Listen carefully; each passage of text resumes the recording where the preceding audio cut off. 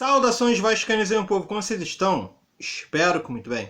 Falar hoje um pouco sobre a situação aí da renovação do Juninho, falar dos desfalques que o Vasco terá aí nos próximos 2 jogos, falar também da situação do Thiago Reis, dar uma opinativa aqui sobre a situação do Thiago Reis. Então, ritual padrão de sempre, se você puder, curte o vídeo que a curtida de vocês ajuda demais, comenta, compartilha, se inscreva no canal e vamos que vamos. Bem, enfim, começar primeiro pela situação do Juninho, que finalmente renovou.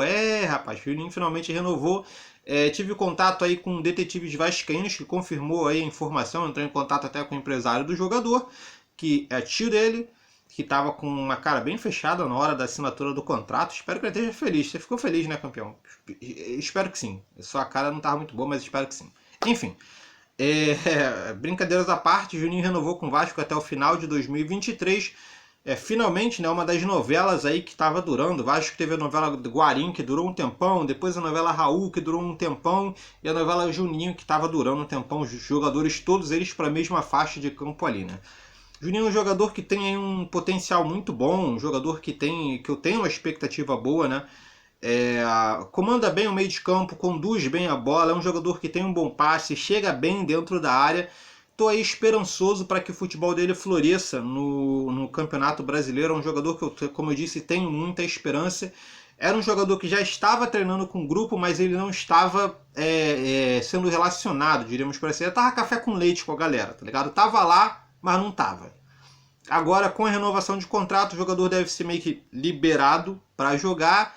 E vai ser preciso, hein? Vamos precisar sim do futebol do Juninho. Vou explicar o porquê. Enfim, sobre o Juninho era isso. Passando para a próxima aí, o Bruno Gomes, que fica fora dos próximos 2 jogos, no mínimo. O Bruno Gomes deve ficar fora pelos próximos 2 jogos. O jogador foi diagnosticado com Covid, né? Ele está assintomático, está bem, mas vai ficar afastado do elenco. E com isso, ele não pega o Goiás agora e não pegará o Fluminense. O que é ruim, né? O Bruno Gomes estava sendo bastante utilizado pelo Ramon, foi titular na última partida, mas mesmo não sendo titular, estava entrando nos jogos com frequência.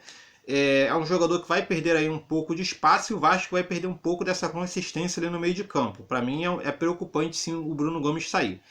Mas, como eu disse, nada tão ruim que não possa piorar, né? Além do Bruno Gomes, nós também vamos perder o Andrei. O Andrei ele não jogará contra o Fluminense. O Bruno Gomes fica fora do jogo contra o Goiás e o Andrei, no caso o Bruno Gomes fica fora contra o jogo contra o Goiás e o Fluminense. E o Andrei fica fora do jogo contra o Fluminense, joga contra o Goiás, mas fica fora contra o Fluminense. Pegou o 3º cartão amarelo e está suspenso. Então nosso meio de campo não terá, contra o Fluminense no Clássico, não terá nem Bruno Gomes, nem Andrei. E nem Cláudio Vinck, que está aí com problema na coxa, muito provavelmente não pega o Fluminense. Não sei exatamente se é considerado desfalque ou não, mas não pega. O que não é um problema tão grande porque o Iago Pikachu está de volta. Deve começar no banco nesse jogo contra o Goiás. Mas se tudo der certo, se ele jogar bem, provavelmente será titular do jogo contra o Fluminense. O que é uma boa, né? Porque dá uma solução ali à lateral esquerda, que tinha alguns problemas ali com o Vinck, alguns não gostavam do Vinck, alguns não gostavam do Tenório, e o Pikachu acho que é um pouco mais, pega um pouco mais dos 2 clãs, né? Eu espero que ele volte bem, que dê alguma segurança ali para o lado direito, assim como o Vinícius, que já está voltando.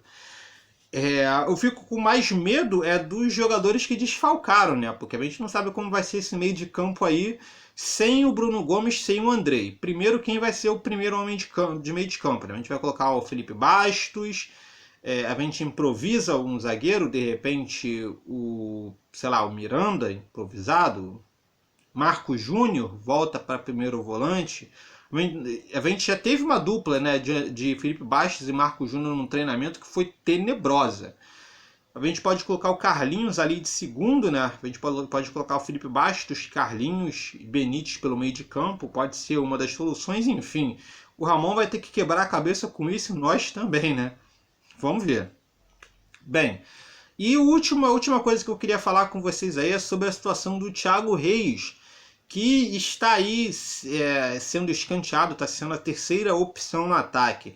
Qual é o problema hoje em relação à situação do Thiago Reis? O Germancano, ele é titular absoluto, é o jogador aí que o Vasco tem esperança de que seja o goleador do campeonato. É o jogador que pega uma vez na bola e faz gol, é um dos goleadores do Vasco no ano, é o jogador que tem o maior potencial em relação ao seu arremate, ao seu chute, né?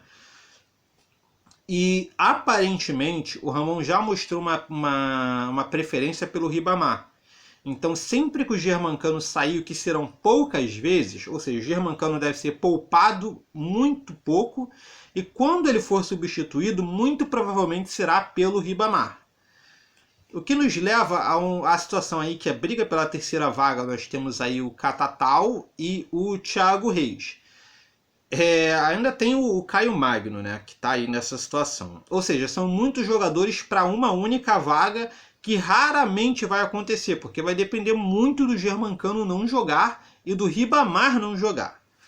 Então nós temos aí o Caio Magno e o Thiago Reis no meio dessa situação toda, que podem acabar nem jogando durante o ano. Talvez entre um ou outro jogo aí, se o Ribamar se cansar ou sair, um jogo que o Ribamar for titular e o Cano tiver poupado ou tiver com cartão, um dos dois ficaria no banco e caso o Ribamar estivesse jogando muito mal, entrasse. Mas são pequenas possibilidades de ter alguns minutos em campo. Aí vai a situação do empréstimo. Mas eu acho que, sendo sincero, você está falando de emprestar o jogador. Por que emprestar o jogador?